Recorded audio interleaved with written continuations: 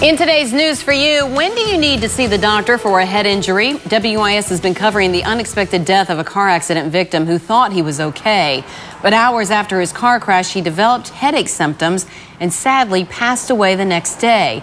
Dr. Todd Crump is in the emergency department at Lexington Medical Center. So Todd, when we hear about these situations like that, or you're playing ball with your child and the baseball smacks you in the temple, if you feel fine, it kind of seems that you don't need to go to the doctor. But your advice would be what? Well, it's always best to get checked out. The doctor can ask about the mechanism of injury to find out what kind of risk you're at. Also, of course, he or she can do a physical exam to see if there's any signs of a significant injury, and then ask the pertinent questions. Are you having dizziness, nausea, vomiting, blurred vision, or other symptoms consistent with a significant head injury? Okay, so if those symptoms start cropping up, obviously you need to get to the ER.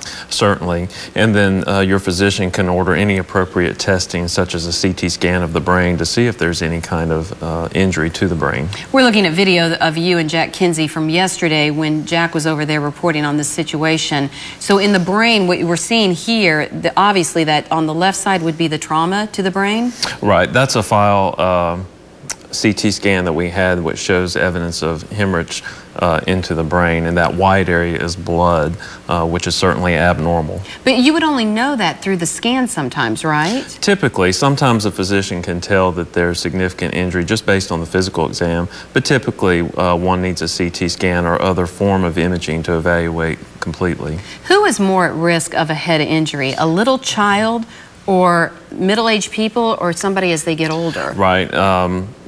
Our senior adults have less brain tissue, so there's more movement in the brain whenever there's trauma. Because of atrophy? Because of atrophy.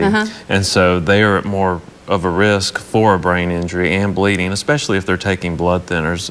And so many of our seniors are taking medicines to thin the blood. Okay, great information, Dr. Crump. If you would like to talk to our doctor, he's online at wistv.com/4 p.m. You can ask him any health-related question. He can answer them all. So, Todd, as always, my friend, thank you so much. And the full segment will be on our Facebook pages coming up shortly. Still ahead on